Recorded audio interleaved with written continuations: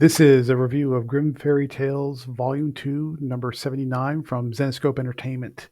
After the climactic battle between Skye and Baba Yaga over the return of Oblivion in the Grimm Fairy Tales Annual 2024 issue, Skye traverses the Dreamverse after her battle with Baba Yaga. Can she return to the physical world to stop what's coming?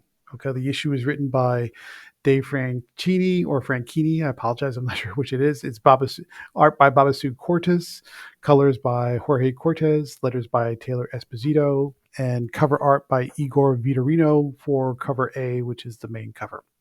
Okay, so what happened? Well, if you've read the Grimm Fairy Tales Annual 2024 issue, you know that Baba Yaga is working with a bunch of folks to resurrect, or to, I should say, to bring to the our world Oblivion, Oblivion with an E at the end.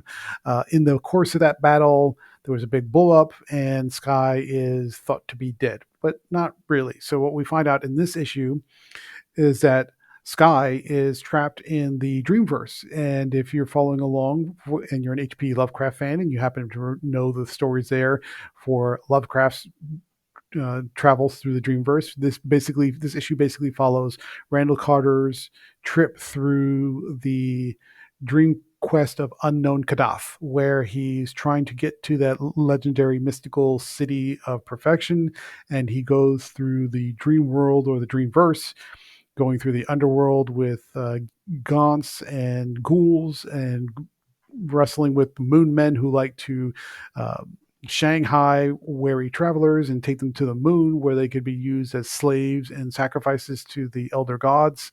And basically, Skye is going through that particular story. So what happens is she meets up with an Utharian, which is the cats who are intelligent cats who can jump and travel between the Dreamverse version of Earth and the moon. The cat's name is Allie. Of course, that means the cat is an alley cat, which is a joke that actually gets called out in the middle of the issue.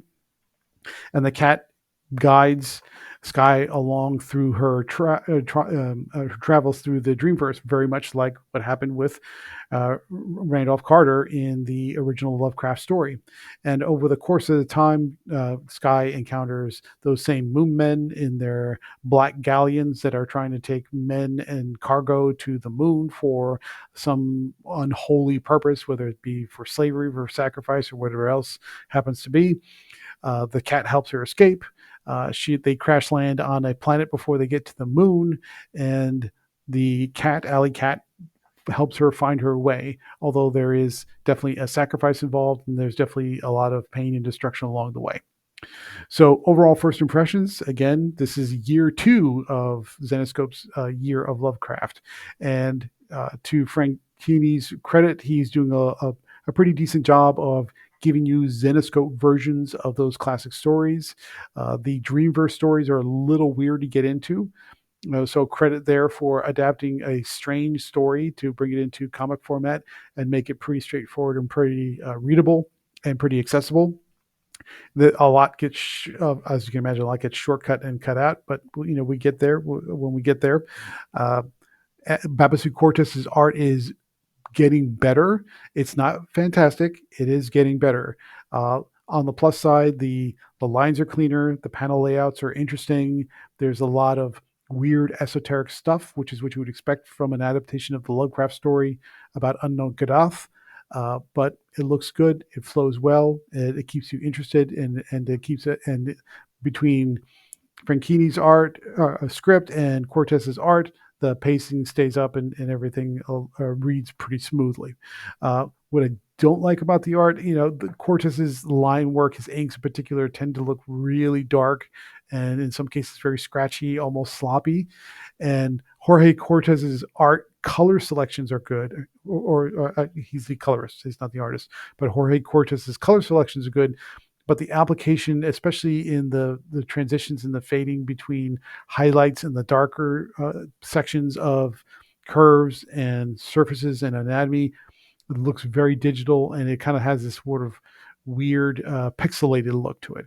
So the art is okay, it's just not great. So overall impressions, is this a good comic or a bad comic? It's pretty good. If you like Lovecraft, you're going to enjoy this. If you like Zenescope and you want to see that the two merge together, you're probably going to enjoy it. Um, the art could be better, sure. The story, as far as getting Skye from trapped in the Dreamverse to eventually getting out of the Dreamverse, happens pretty quickly. It would be nice to see, maybe spend some time inside the Dreamverse to see how Franchini adapts it. But overall, not bad. So out of the overall score, we're going to give this one is for, I would say, for Grimm Fairy Tales Volume 2, number 79, we're going to give this one a solid 7.5 out of 10. Thank you very much. And don't forget to like, share, comment, subscribe if you're watching this on YouTube. And if you're reading this, please leave a comment below. Let us know what you think and whether or not you're interested in picking up this issue. Have a great day.